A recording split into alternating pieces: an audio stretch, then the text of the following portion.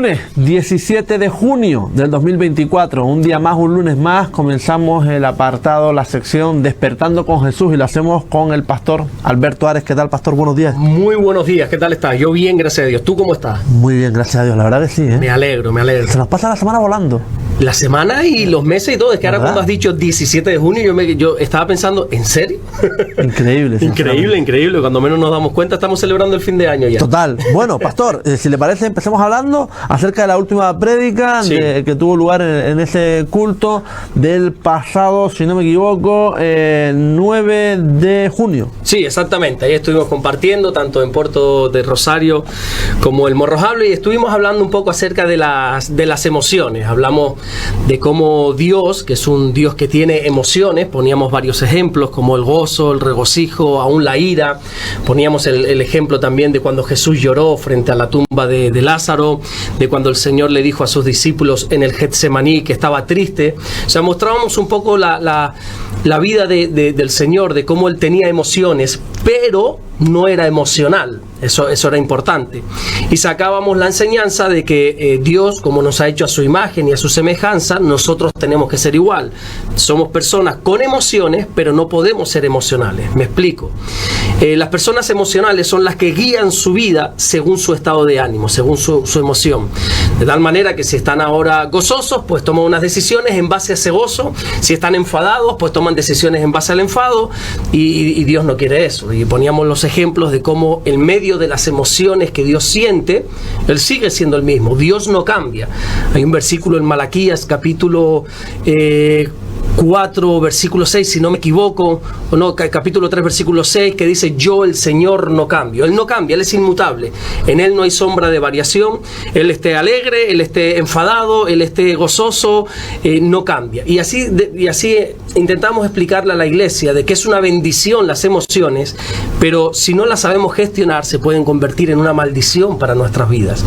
Nos basábamos en un pasaje de Santiago, de la carta que Santiago habla, y pone él 3 emociones cuando dice: hay alguno afligido entre vosotros, y te da la solución. Hay alguno que está sufriendo, lo que tienes que hacer es orar, buscar de Dios en los momentos de tristeza, de aflicción, de sufrimiento. También hablábamos un poco de Job, cómo este hombre sufrió y lo que hizo cuando sufrió, dice la Biblia, que se postró y adoró. Y ahí sacábamos esas enseñanzas. Luego Santiago pasa de un extremo a otro, no habla solo de la aflicción, sino que después dice: ¿hay alguno alegre aquí? Bueno, cante alabanzas también, dedíquele esos cánticos al Señor, haga partícipe al Señor de la alegría, porque uno cuando está alegre puede tomar unas decisiones también muy nefastas. Poníamos un ejemplo, o yo ponía un ejemplo, una anécdota que me pasó el otro día, que me llamó mucho la atención, se la ha contado a todo el mundo que veo, porque estaba tomando café en donde tú me viste el otro día también tomando café. Ahí, en la gasolinera nueva, H2Go Restol, que tiene publicidad con nosotros, lo puede decir sin problema. Ahí estaba tomando café yo solo antes de empezar el trabajo, eran como las 7 de la mañana, no recuerdo. Y de repente había un chico que estaba muy contento. No era algo natural, estaba muy contento, probablemente esa noche no había dormido y uno, a saber, yo no voy a entrar ahí si había tomado o no había tomado algo. Bueno, en sí yo no lo conocía de nada, él era de Las Palmas, estaba ahí esperando al barco y éramos 3, 4 personas tomando café, y cuando yo voy a pagar mi café, me dice el chico desde la otra punta: no, eso está todo pagado ya. Digo, no, yo pago mi café, no nos conocemos de nada, te lo agradezco, pero no, que yo pago, no, es más, a ti, a todos los que estábamos ahí, nos pagó el café. Y él se adelantó y él pagó.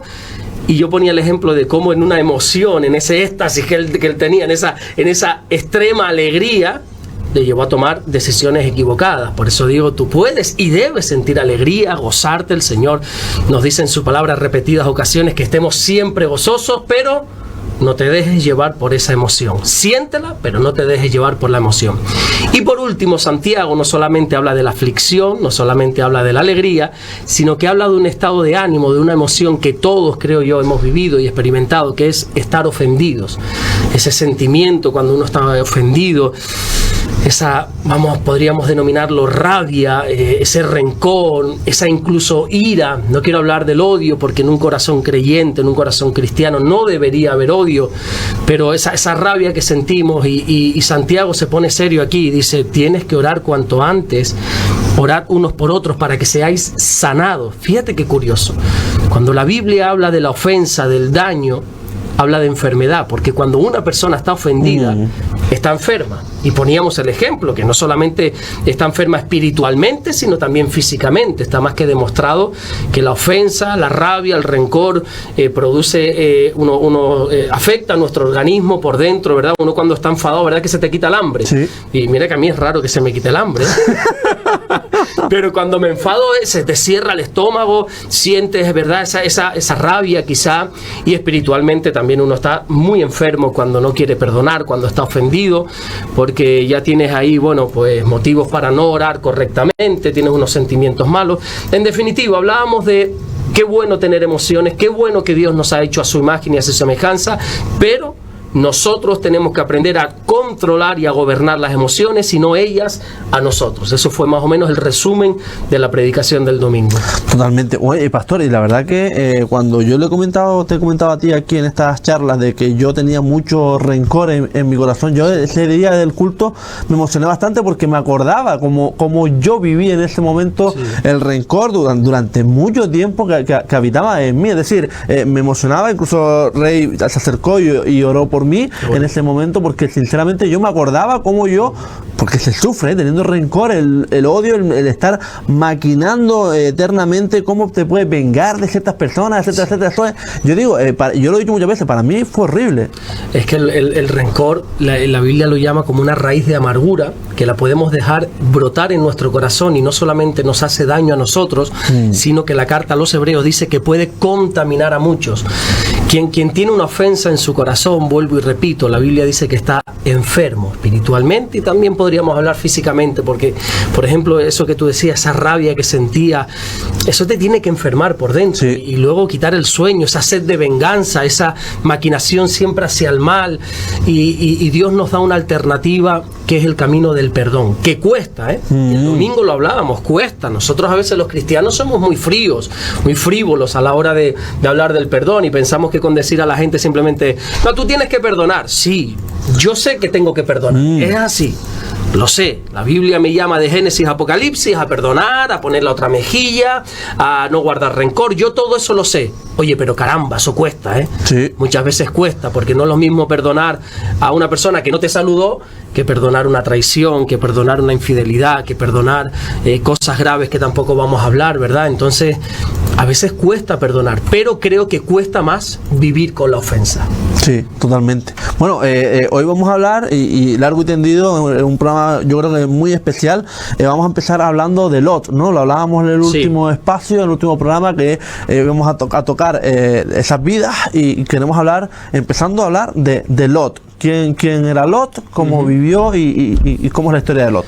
Bueno, la Biblia habla tanto en el Antiguo Testamento como después en el Nuevo Testamento. Si no me equivoco, el apóstol Pedro en una de sus cartas, no recuerdo si la primera o la segunda, también lo nombra. O sea, una persona con peso en el Antiguo Testamento. Él era el sobrino de Abraham.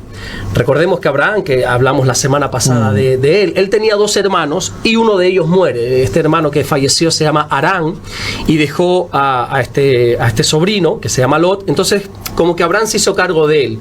Y cuando Dios le hizo el llamado a Abraham de deja a tu padre, deja tu parentela, deja tu tierra, déjalo todo para ir a una tierra que yo te mostraré, dice, y Lot fue con él. Es muy curioso, porque siempre que habla de Lot es como, no sé si esta expresión se va a entender, espero que no se toma mal, pero lo decimos, es como un piojo pegado, ¿verdad? Sí. Igual. Ese que se pega siempre, o sea, Lot siempre una garrapata. Y como una garrapata, exactamente.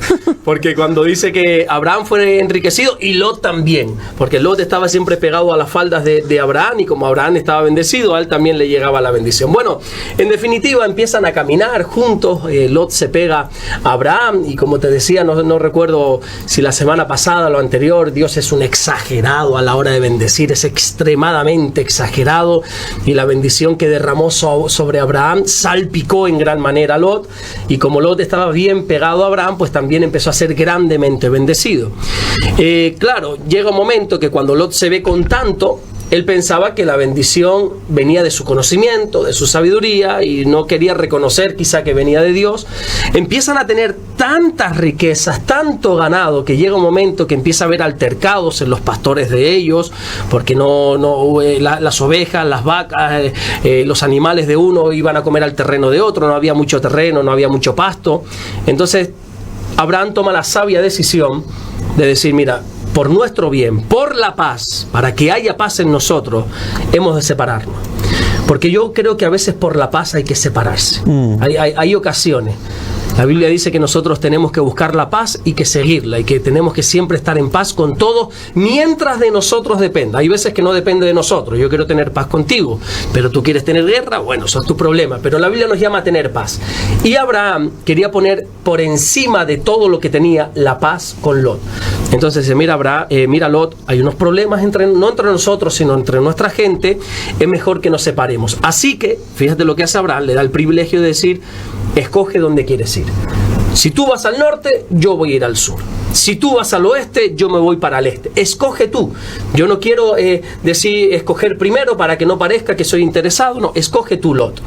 Y dice la Biblia que Lot alzó sus ojos rápidamente. No sé los pensamientos que tuvo. Se me separó de este hombre, voy a ser todavía más próspero, más rico. Y alzó la mirada y vio la llanura del Jordán. Eso a él le enamoró. Dice, wow, aquí sí voy a tener terreno, aquí sí voy a tener pasto. Así que decido irme para allá. Bueno, él se fue para allá, así que Abraham se fue para otro lugar. Poco a poco, esa llanura del Jordán, Lot no se queda ahí, sino que empieza a irse poquito a poco hacia Sodoma, hacia la ciudad de Sodoma. Ahí Lot comete un error, porque él no se dio cuenta, pero no solamente se separó de Abraham, sino que también se separó de la bendición de Dios. Él pensaba que él era bendito por sí mismo, y él no se dio cuenta que era bendito por andar con un bendecido como Abraham. Poco a poco empieza a acercarse cada vez más a Sodoma. La Biblia habla muy mal de estas ciudades, de la inmoralidad que tenían, de los pecados, del egoísmo, de la avaricia, de esta ciudad de Sodoma y Gomorra, y sin darse cuenta parece que poco a poco, porque no fue de repente, no es que se separara de Abraham y Lot acabase en Sodoma, no, fue algo poco a poco, porque así es una persona que poco a poco se va apartando de Dios. No es que Abraham sea Dios, ni muchísimo menos, pero representa la bendición de Dios, y poco a poco, cuando uno se aleja, poco a poco cada vez está más cerca del mundo, más cerca de Sodoma. Y ahí acaba en Sodoma. Parece que coge un peso importante en esa ciudad, porque la Biblia dice que cuando dos ángeles fueron, Lot estaba a la entrada de la ciudad como alguien que mandaba, alguien que gobernaba allí, y hubo una guerra como civil, varios reyes se enemistaron, cogieron preso a Lot, y cuando Abraham se entera, en vez de decir a Abraham, porque se busca la vida, o sea, él se separó, él se quiso ir para allá, pues cada uno que apechugue con sus consecuencias, dirían por ahí. Abraham no era así. Abraham, dice la Biblia, que cogió a toda su gente, 300 y pico personas, si no me equivoco, y jugándose su vida, jugándose su futuro, decide ir a enfrentarse con esos reyes y liberar a Lot. No solamente libera a Lot, sino que libera todas las riquezas que habían robado. Por desgracia, Lot toma otra nefasta decisión, que se vuelve a quedar en Sodoma. Había tanta maldad que después Pedro más adelante dice que eso era como repugnante, la maldad que había en Sodoma y en Gomorra, que Dios, no pudiendo aguantarlo más, decide destruir a estas ciudades. Pero antes, la Biblia dice que Dios no hace nada sin antes revelárselo a sus siervos, los profetas. Así que le dice a Abraham, mira, que sepas que voy a hacer esto, le dice Dios. Y Abraham dice, bueno, mi sobrino Lot ha sido criado por mí, yo le he enseñado unos principios, unos valores.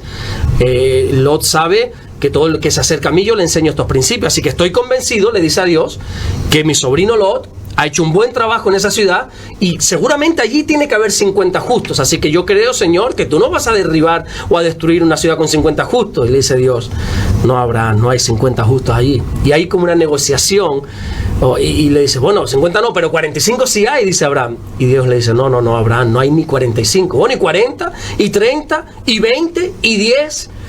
Y entonces se da cuenta de que no hay ni un solo justo en esa ciudad, que Lot no se había preocupado por traer ese mensaje de moralidad, ese mensaje de, oye, vamos a hacer las cosas bien. Y en un último intento de Dios de salvar a Lot, envía 2 ángeles para decirle, Lot, sal de la ciudad porque la voy a destruir. como que no quiere mucho, y entonces luego los ángeles ya lo fuerzan, sal de esta ciudad, tú, tu mujer, tus 2 hijas, salgan de aquí, y le dicen algo, salgan y no miren atrás. No miren atrás significa no echen de menos este lugar, no echen de menos esta inmoralidad, no echen de menos todo esto.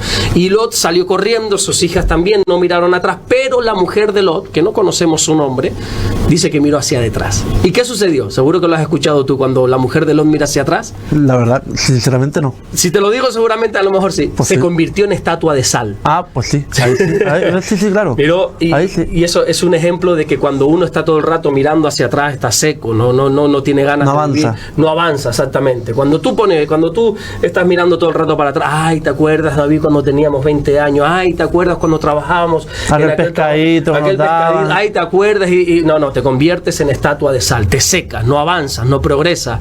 Así que esa mujer muere ahí. Y después Lot, pues, pasó de estar bendecido con Abraham, pasó de estar en una ciudad como Sodoma a esconderse en una cueva. Y ahí suceden cosas, pues bueno, ya terroríficas, porque dice las hijas de Lot, que viendo que no había más descendencia, ¿sabes lo que hicieron? Emborracharon a su padre y se acostaron con él para tener descendencia.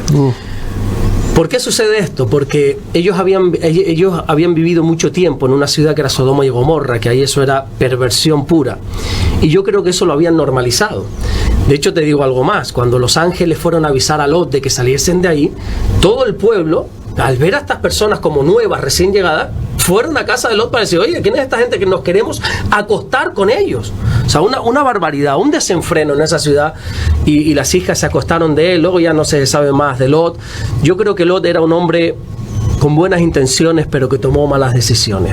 Lot representa a esa persona que, pudiendo haberlo tenido todo, pudiendo haber tenido la bendición de Dios, se dejó llevar por sus ojos, por la codicia, por el dinero, y fíjate dónde acabó el pobre, en una cueva, ahí solo, sus propias hijas abusando de él.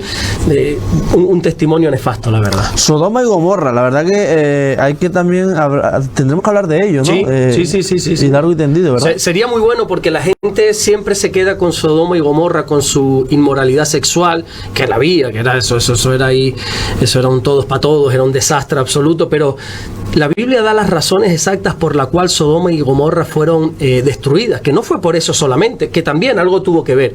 La Biblia da, si nos das espacio, en otro momento podríamos hablar de eso y detallar lo que la Biblia dice exactamente. Además hay un versículo que dice literalmente, esta fue la maldad de Sodoma, y te lo explica. Son 3 o 4 cosas que, aparte de la inmoralidad, está hablando de la avaricia, de que no se saciaban de pecar, y una serie de cosas. Hablaremos de Sodoma y Gomorra, porque ya digo, el programa de hoy es extenso y la verdad que da para mucho. Y sobre todo, Pastor, me gustaría también hablar el tema de que muchas veces cuando estás hablando de Lot, me viene a la cabeza cuando dice lo de la estatua de sal, que miran para atrás y demás, como muchas veces nos metemos en la mente de otras personas. Es decir, a lo mejor me dicen una cosa de una manera, yo pienso que me está diciendo de tal manera, y nos enfadamos con esa persona, claro, porque nos habla de, en vez de, oye, hay que hablar las cosas, exactamente, los malos entendidos. No nos podemos quedar con, oye, me lo dijo de esta manera y yo creo que es por esto.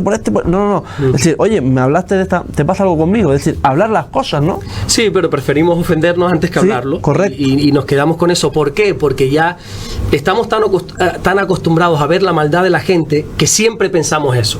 Y ay, mira, ¿y cómo me habló David? Bueno, a lo mejor David, a mi mujer le dicen mucho, es que no me saludaste por la calle. Mi mujer va a su rollo. Mi mujer es la persona más despistada del mundo. Y la gente dice, es que no me saludaste, pero mira, no lo hice adrede. Si yo sé que estás ahí, yo te garantizo, me acerco y te saludo. Pero es que yo voy a mi mundo, ya es una mujer libre, despistada. Entonces preferimos enfadarnos porque ya estamos acostumbrados a los palos de la gente, a la ingratitud de la gente, a ir y decir, oye, mira, ¿qué pasó? ¿Por qué me hablaste así? O creo que me hablaste de una manera. No nos gusta hablar las cosas, no sé por qué. Hay que hablar las cosas. Sí, totalmente. Yo creo que los malos entendidos, si se hablan, se solucionan rápidamente. Totalmente. Bueno, hablemos también de Ismael. Sí. Ismael lo hablábamos también la semana pasada, pero creo que de pasada. Ismael, ¿cómo vivió? ¿Cómo fue su historia, Pastor? Por favor, ilumina. Bueno, Ismael es el hijo que, como más tarde diría Pablo en la carta a los Gálatas, si no recuerdo mal, es nacido nacido de la carne, nacido de una emoción, nacido de una desesperación por parte, en este caso, de Sara, la mujer de Abraham, porque recordemos que Dios le había prometido a Abraham un hijo. Ya tenía unos cuantos años Abraham, rozaba los 80 y largos, y Dios le decía, tranquilo, tú vas a tener un hijo. Y Sara, esta mujer que, como queriendo echarle una mano a Dios, o más que eso, yo creo que fue su desesperación, le dijo, Abraham, llégate a nuestra criada, Agar, acuéstate con ella. En aquel tiempo, en aquella cultura estaba normalizado, estaba bien visto eso, llégate a esta mujer, sexualmente hablando, y cuando ella se quede embarazada y tenga un hijo, que nos lo dé, ¿vale? Parece como que llegaron a un acuerdo, Agar accedió, Abraham accedió, se acostaron, ella se quedó embarazada, pero resulta que cuando Agar está embarazada, empieza a mirar con desprecio a Sara, como diciendo, viste, ahora yo estoy embarazada de tu marido y tú no. Y se enfada tanto que Sara la empieza a despreciar, la empieza a tratar mal, y Agar se va. Ella se va al desierto y que no quiero saber nada, yo lo siento, yo me voy, y se va. Pero Dios le habla a esta mujer cuando se está yendo y dice, no hagas eso. Vuelve a casa de Abraham, vuelve a casa de Sara, sométete a esta familia que es tu deber, y no te preocupes por tu hijo que va a estar bien, se va a llamar Ismael, que significa Dios oye, no te preocupes que todo va a estar bien, regresa a la casa de Abraham. Así que regresó y ahí estuvo. Nació al final este muchachito que Dios le había dicho, nació Ismael, y de repente parece como que medianamente iba todo bien hasta que se queda embarazada. Sara, en un milagro de Dios, se queda embarazada cuando Abraham, Dios le dice, ya llega el momento. Abraham tenía 99 años. Imagínate un hombre que te digan con 99 años. Sí, ya. Ese hombre, yo no sé el avivamiento que tuvo que tener ese hombre, pero con 99 años tuvo una noche de pasión y pudo dejar embarazada a su mujer, también anciana, 90 años que tenía Sara. Y cuando Dios le dice, ha llegado el momento, Abraham como que se ríe, y Sara también se ríe, y no se lo creen, por eso su hijo se llamó Isaac, que significa risa, gozo, debido a aquello que hicieron sus padres. Bueno, cuando nace y fue destetado, esto no sé si es a los 2 o a los 3 años, es una fiesta que se hace cuando el niño es destetado de la madre y empieza a ser un poco más independiente. En esa fiesta, ya Ismael tendría para ese entonces 13 años, dice la Biblia. Se empieza a burlar de Isaac. Era muy violento, Ismael era violento. De hecho, es que te dije antes, cuando Agar se fue, y cuando Dios le dice que se iba a llamar Ismael, le dijo, este hombre va a ser muy violento, indomable, le dice literalmente Dios. Agar, tu hijo Ismael va a ser indomable. Él se va a pelear con todos y todos se van a pelear con él, le dice. Entonces, pues tenía ese carácter burlesco, ese carácter malo. Y se empieza a meter con Isaac, a burlar de él, no sabemos exactamente cómo, sino que la Biblia dice, se empezó a reír de Isaac y a burlar, y Sara dice, no, esto no te lo consiento, así que deciden echar a Ismael y a Agar de la casa. Los echan cuando era un muchachito, Abraham les da, los bendice, le da agua, le da pan, le da todo, se van, pero cuando se gasta el agua, hay algo muy curioso, que tanto Agar como Ismael están caminando errantes por el desierto. Se acaba totalmente el agua. Agar dice, mi hijo se va a morir deshidratado, yo no lo quiero ver, así que lo deja debajo de un árbol, yo me voy, yo no quiero ver a mi hijo sufrir. Pero de repente Dios se le aparece, le da un agua, una fuente para que puedan beber y para que puedan continuar el camino. ¿Quién es? Ahora te explico por qué te digo todo esto. Ismael, a pesar de que fue el primer hijo de Abraham, el primogénito es considerado Isaac, porque es con su mujer. Lo otro fue un fallo que tuvo, un error que cometió Abraham y Sara. Ismael viene a representar un poco el padre del pueblo árabe. Así lo consideran los árabes también. De hecho, los árabes, sobre todo el mundo musulmán, no lo mismo ser árabe que musulmán, el mundo musulmán lo considera como un profeta, Ismael. No sé si tú has visto cuando los musulmanes, ellos van, hablo un poco y pido perdón si digo algo que no es, creo que es así, pero si algo no estoy muy del todo informado, cuando ellos viajan hacia la Meca, has visto cómo ellos dan círculos, tienen que dar 7 vueltas, y esto lo hacen en memoria de cuando Ismael con su madre Agar estuvieron ahí por el desierto errantes, y recordando cómo Ismael, el padre, el patriarca, estuvo errante, ¿verdad? De hecho los árabes o los musulmanes consideran que cuando Dios le pide sacrificar a Abraham a su hijo, que fue Isaac, la Biblia dice claramente que fue Isaac, ellos dicen que no. Ellos dicen que fue Ismael, pero ya Ismael ya no estaba en la parte de la historia bíblica. Pero bueno, ahí hay como una separación, ¿verdad? Ya los judíos, los cristianos y los musulmanes, y ahí no nos vamos por dos líneas diferentes de pensamiento. Para ellos Ismael es un profeta del cual habla el Corán, del cual se dice que él es el primogénito, cuando la Biblia dice que no, la Biblia recoge que es Isaac. Pero bueno, ahí está. En definitiva, al final muere con 137 años. Fue un hombre bastante violento, fue un hombre que dice la Biblia que se experimentó en el arco, en la guerra, y se levantó contra todos han levantado contra él. Está enterrado, por cierto, en la cueva de Macpela con los patriarcas.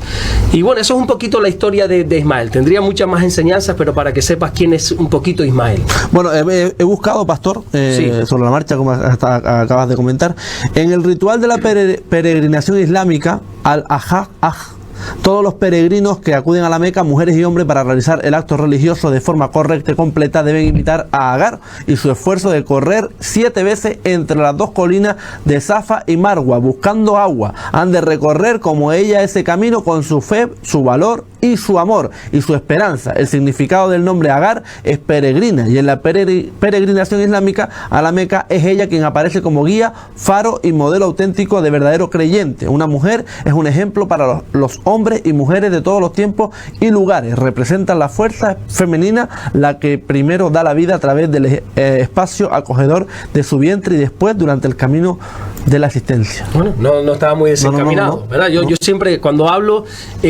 no hablo ni para ofender. Si digo algún error, algún disparate, que me perdonen, ¿verdad? Pero bueno, no andaba muy desencaminado. Total. Estábamos por ahí.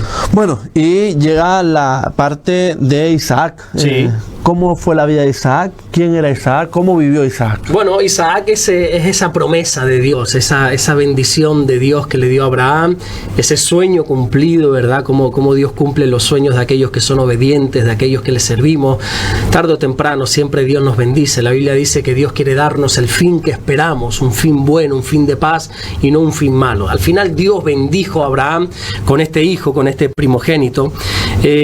Nació cuando Abraham tenía 100 años de edad, fue circuncidado, esa señal del pacto. Otro día, si quieres, te comento sobre la circuncisión. Sí, es muy interesante. Sí, muy interesante. Es muy interesante, lo circuncidó y se convirtió Isaac en el segundo patriarca del pueblo de Dios. El primero, recordemos que es Abraham, el segundo es Isaac y el tercero sería el hijo de Isaac, que es Jacob.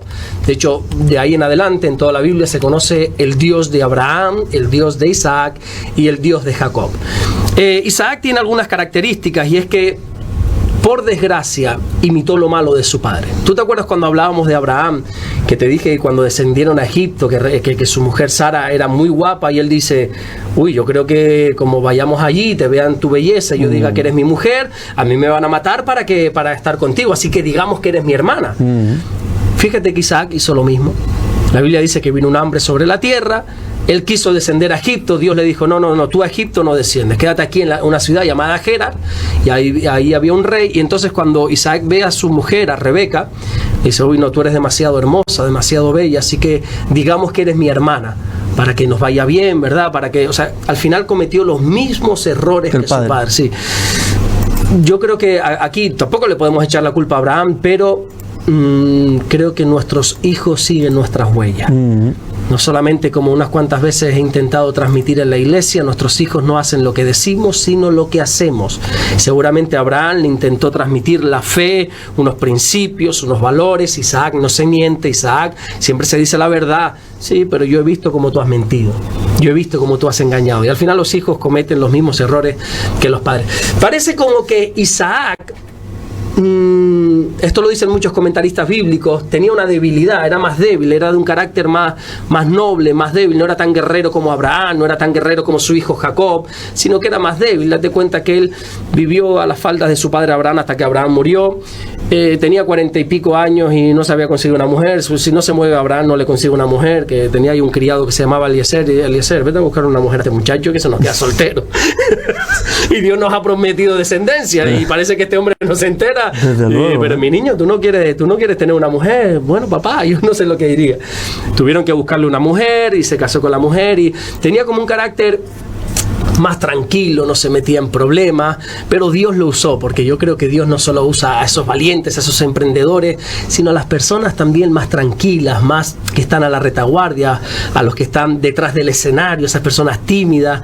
Dios también bendice a esas personas. Y yo creo que una de las finalidades de que Isaac salga a escena bíblica es para mostrar que con todos los caracteres que podamos tener, Dios nos bendice. Bueno, pastor, si me gusta preguntarle, ¿cuáles discípulos le preguntaron a Jesús si podían hacer descender fuego del cielo? Mira, te comento, había dos discípulos que por cierto eran hermanos, se llamaba Jacobo, se llamaba Juan, que siempre estaban pegados al Señor, de hecho eran parte de aquel círculo íntimo del Señor juntamente con Pedro. Hay un dato muy curioso, que cuando Dios los llama, ellos estaban trabajando con su padre Alfeo, o Zebedeo, no me acuerdo ahora, Alfeo o Zebedeo, no recuerdo cómo se llamaba el padre. Jesús tiene una curiosidad para con ellos, y es que les apoda, les pone un apodo. Tú sabes que sobre todo en los pueblos hay apodo. Yo no sé si tú tienes algún apodo o por ahí hay algún apodo. Jesús solamente apodó a unas personas y son a estos hermanos. ¿Sabes cómo los apodó? ¿Cómo? Boanerges. Boanerges significa hijos del trueno. Algo vio el Señor en ellos, que ellos eran impulsivos, eran unos hijos del trueno, tenían ira, tenían ese ímpetu, ¿verdad? Y queda reflejado en eso que tú has dicho ahora. En una ocasión, cuando ya Jesús, dice la Biblia, tiene que afirmar su rostro para ir a Jerusalén, y va a ir para allá. No es como ahora que tú coges el coche y te vas a Jerusalén en 2 minutos, no, que eran unos días de camino, y él le dice, bueno, vamos a llegar a Samaria, le voy a decir a los samaritanos, a esta ciudad, si puedo quedarme allí a descansar para luego ir a Jerusalén.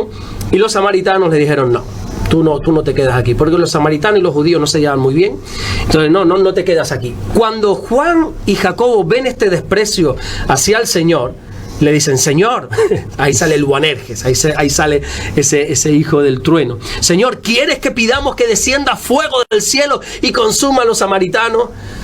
La Biblia no lo dice, pero yo casi seguro que el Señor hizo así.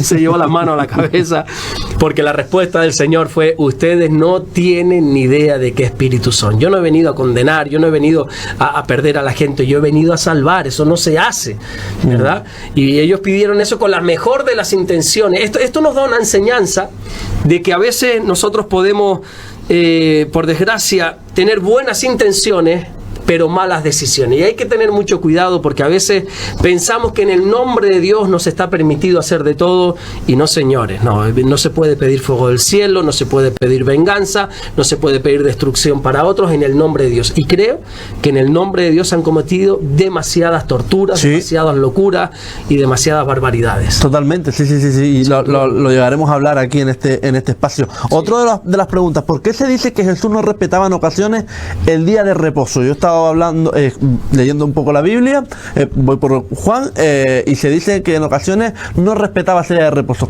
¿Cuál era el día de reposo? Bueno, ¿qué dice la Biblia? Recordemos que Dios le dio 10 mandamientos a través de Moisés, fue a todo el pueblo de Dios, pero a través de Moisés en el Sinaí, y uno de ellos era, guardarás el día de reposo. El Sabbat, que es lo que se conoce en el judaísmo. Sabbat no es sábado, como algunos dicen. Sabbat significa reposo. Guardarás el día de reposo. Para nosotros reposamos el domingo, otros reposan el día que sea. Los judíos lo hacen los sábados. Pero bueno, ¿cuál era el mandamiento? Bueno, el mandamiento es, no estén todo el día trabajando. Hay que trabajar, 6 días trabajarás, pero imita a tu Creador. Dios trabajó 6 días y descansó el 7º. Así que tú haz lo mismo. Trabaja 6 días y descansa 1. Pero ese descanso no va a ser para que estés en tu casa tirado rascándote la barriga, sino para que adores a Dios. Santificarás el día de reposo. Tienes que ir a la iglesia, tienes que ir a la sinagoga en aquel entonces para adorar a Dios. Ese es el mandamiento, el día de reposo. ¿Qué sucede? Se mete la religiosidad de por medio, y los judíos le empiezan a añadir cosas. Que en el día de reposo no se puede hacer esto, es que en el día de reposo no se puede hacer aquello. Los judíos un sábado no pueden caminar más de no sé cuántos pasos, no recuerdo ahora mismo bien, no pueden conducir, no pueden cocinar, no pueden escribir, no pueden hacer absolutamente nada. O sea, han añadido y añadido cosas al día de reposo, y se han limitado tanto que lo han convertido en una religiosidad que cuando vieron al Señor, por ejemplo, sanar a un paralítico en el estanque de Betesda, a un hombre que tenía la mano seca, y lo hacía en el día de reposo, la gente le acusaba a los judíos, no, que estás incumpliendo el mandamiento. No, señores, yo no he incumplido nada. Yo lo que he incumplido es tu religiosidad. La Biblia dice que Jesús dijo en el Evangelio de Mateo: yo no he venido aquí a abrogar la ley, yo no voy a incumplir la ley. Así que el Señor no incumplió el día de reposo, incumplió la religiosidad de los judíos, pero en ningún caso incumplió el día de reposo, porque el Señor les hizo saber a la gente: señores, entérense, el día de reposo está hecho para el bien del hombre. El hombre no ha sido hecho para el día de reposo. Usted te escuchaba esta mañana en un vídeo que ponía, que decía que hay que trabajar para vivir, no vivir para trabajar. Correcto. Exactamente, sí. ¿No? Lo estabas diciendo. Bueno, pues los judíos habían hecho más o menos lo mismo del Sabbat. Ellos vivían para el Sabbat en vez de disfrutar del Sabbat. Y el Señor se lo dice: no, yo no quiero tanto sacrificio, yo lo que quiero es misericordia. ¿Cómo ustedes, por ejemplo, dejan morir a un animal que se ha caído en un pozo o en un hoyo? Es que es Sabbat, no podemos hacer nada. ¿Pero dónde se ha visto eso, hombre? Yo quiero misericordia, no sacrificio. Entonces el Sabbat está para nuestro bien. No es que nosotros ahora tengamos que servir al Sabbat. Entonces aclarar que el Señor no incumplió el mandamiento del Sabbat, pero sí incumplió la religiosidad de todos aquellos que habían añadido cosas al día de reposo. Eso pasa, pastor, muchas veces cuando pensamos que aquel no está cumpliendo con la religión y sin embargo yo no me miro mi corcova, ¿no? Muchas veces. Exacto. Ahí tú pones esa expresión, la Biblia usa otra, dice: deja de mirar tanto la pequeña paja que tiene tu hermano en su ojo y mírate tú la viga enorme que tienes en el tuyo. Deja de señalar tanto, porque como dice un hermano de la iglesia, Pepín, que lo quiero un montón, majorero de aquí de Morrojable, él siempre me dice: pastor, tú sabes que cuando señalas a alguien, todos los otros dedos te están señalando a ti. Correcto. Digo, es verdad. Y él siempre dice una frase también, que pues Pepín tiene una frase espectacular. Sí, tremenda. Él dice: lo que Juan dice de Pepito, dice más de Juan que de Pepito. Y es verdad, muchas veces, mira lo que hizo aquel, mira, ¿y tú? ¿Y tú qué estás haciendo? Porque muchas veces le intentamos, perdón por la expresión, tirar basura a alguien, y quizá la intención es que mientras se hable de la maldad de David no se habla de la mía, sí, ¿verdad? Mientras se hable del pecado de David no se habla, y el Señor dice: no te equivoques, trata con tu pecado, trata con eso que tú estás haciendo y déjate de señalar tanto a los demás. No juzguéis para que no seáis juzgados. Totalmente, al igual que cuando decía que lo de que tire la primera piedra quien esté libre de pecado, ¿no? Exactamente, claro, y ahí todos tuvieron que tirar la piedra. Él no dijo que tiren la piedra los que estén sin pecado. Fíjate lo que dijo el Señor. Tremendo. Si aquí hay solamente uno sin pecado, que sea el primero en tirar la piedra, y todos los demás ya empezamos a tirarla. Solamente uno. Y ninguno, porque somos muy rápidos para acusar, para condenar, pero al final, de hecho, sabes que en esa ocasión, ahora me hiciste recordar, si me alargo tú me lo dices. No, tranquilo. No, el otro día me dijeron, dice, empezaste por media hora y llevas 45 minutos. Digo, bueno, yo creo que llevamos no hay problema, llevamos 38, pero no pasa nada. Censura, me corta. No, para nada. Dicen, esto es una teoría, no es bíblico, pero es una teoría. Cuando en aquella ocasión de lo de la piedra, que había un montón de gente ahí, y aquella mujer que la iban a lapidar por adulterio y no sé qué tipo de cosas y de barbaridades, le dijeron al Señor: bueno, ¿y tú qué opinas? Dice la Biblia que el Señor se agachó y empezó a escribir en tierra. Oye, qué misterio. ¿Y qué escribió? Pues no se sabe. Algunos dicen, algunos eruditos, no sé exactamente de dónde lo sacan, pero yo te lo digo, esto no es bíblico, pero yo te digo lo que dicen algunos comentaristas bíblicos, teólogos. Dicen que lo que el Señor empezó a escribir en tierra son los pecados de todos ellos. No. Y si yo hubiera estado ahí, o tú hubieras estado ahí, hubiera Alberto, David, entonces aquellos estaban mirando diciendo: ¿y este cómo sabe esto? Y entonces el Señor se levantó: bueno, si aquí hay alguno que no tiene pecado, sea el primero en tirar la piedra. Entonces todos empezaron a dejar caer las piedras, como diciendo: no, mira esa lista, ahí estoy yo también. Tremendo, la verdad. Porque tremendo. Todos somos pecadores, David. Sí, señor. Todo. Lo que pasa es que a algunos se les descubre su pecado y a otros pues Dios los guarda un poco más, o porque se arrepienten, pero todos somos pecadores. Así es. Bueno, hay una noticia que salía hace 10 horas, sí, en la cual descubren el primer manuscrito del Evangelio sobre la infancia de Jesús. No sé si lo ha podido leer, datado entre los siglos IV y V. Es la copia más antigua conocida del Evangelio de la infancia de Tomás. Pues mira, pues no había leído la noticia, habrá que indagar un poquito en eso. La verdad que se ve interesante, ¿eh? Mucha gente se queda, sabes que hay libros extra bíblicos, ¿verdad? Apócrifos que se conocen, que no son bíblicos, pero bueno, te dan información. Por ejemplo, está el libro de los Macabeos, que no es bíblico, no es inspirado por Dios, pero te da información para conocer mejor la cultura, bueno, ciertas cosas. Pero la gente tiene mucho interés en, y Jesús cuando era niño, ¿y qué pasó? Y oye, a mí me encantaría también, honestamente. obviamente, conocer más y esto, pero yo creo que con lo que tenemos ya en la Biblia es suficiente. Yo creo que sí. Mi pastor Manolo Sierra dice, si tuviéramos 50 vidas y las 50 vidas las dedicáramos a leer la Biblia, estoy convencido que aún así no tendríamos tiempo para entenderla en su plenitud. Totalmente, sí, no, es verdad, Claro. la verdad que es verdad. Bueno, y preguntas que nos llegan de su canal, pastor, del canal suyo, en la cual Rafael Aguirre 5844, bendiciones familia, siempre son de bendiciones sus programas, y tiene 3 preguntas, a la cual ya después fueron 4. Vamos a ver, Rafael, la primera, ¿cuál fue el fruto que comió Eva? Porque usted dice que no fue una manzana. No, yo no digo que no fue una manzana, yo digo que la Biblia no dice que es una manzana. No sé, la Biblia habla de un fruto, luego la tradición siempre lo ha querido representar con una manzana, pero puede ser una manzana. Yo no he dicho no es una manzana, yo he dicho que la Biblia no dice que sea una manzana, la Biblia solo habla de un fruto. Puede ser una manzana, puede ser un plátano, puede ser un melón, puede ser un albaricoque, puede ser una pera, de esas frutas que tú estás comiendo ahora que te gustan tanto, puede ser una uva, por ejemplo. y qué sé yo, pero la Biblia no habla de una manzana, pero pudiera ser, no lo sé. Nunca se sabe. Bueno, otra de las cositas que pregunta Rafael Aguirre 5844, en la última cena dijo Jesús, este es mi pacto que era su sangre que por vosotros es derramada. Si ahí estaba Judas, entonces Judas no se perdió, aparte del trono que Jesús le prometió. Esto yo no lo entiendo muy bien, pastor. No, lo del trono yo tampoco lo entiendo, lo he estado ahí pensando un poquito, pero no lo entiendo la verdad a qué se refiere. Pero bueno, solamente hay que continuar leyendo un poco hacia adelante para ver lo que pasó con Judas. Cuando el Señor coge la copa de vino, coge el pan, le está mostrando lo que iba a suceder. El pacto no es ese, el pacto se hizo en la cruz. El pan quebrado, el vino que estaba allí era la carne de Jesús y la sangre de Jesús. El Señor les está diciendo, a partir de ahora va a ser así, pero eso sucedería unas horas después. Es verdad, y estaba Judas, pero Judas, bueno, hizo lo que hizo y al final acabó como acabó. Judas se terminó ahorcando, bueno, una serie de cosas que solo hay que continuar un poquito de leer la historia para darse cuenta cómo terminó Judas. ¿Cómo fue el nacimiento de Jesús? ¿Dónde se dio la unión hipotástica, correcto, adentro o afuera? ¿Y quién le dio la humanidad a Jesús? ¿La sangre de Cristo era de María? Porque si fue así, Cristo derramó sangre contaminada. O de lo contrario, los católicos tienen razón al decir que María era inmaculada. ¿Podría explicar esto, hermano Alberto? Tiene tarea. Espero que me pueda ayudar. Bendiciones y se ríe. Ahí estaré. Yo confieso algo. Yo tengo memoria de pez. Así que vamos a ir parte por parte porque ya solo me acuerdo de cómo fue el nacimiento de Jesús. Bueno, hay un versículo en Mateo que dice: el nacimiento de Jesús fue así. Solamente hay que leer un poquito la historia para saber cómo fue. Fue en Belén, fue a través de María, su madre. Estaba José.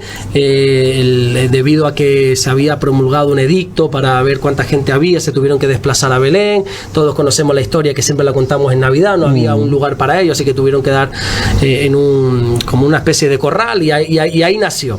Luego, ¿cómo seguía? Tengo memoria de pez. ¿Dónde se dio la unión hipostática? Hipostática lo que habla es esa unión de la naturaleza divina y la naturaleza humana que tenía Jesús. ¿Dónde se dio? Dice, ¿adentro o afuera?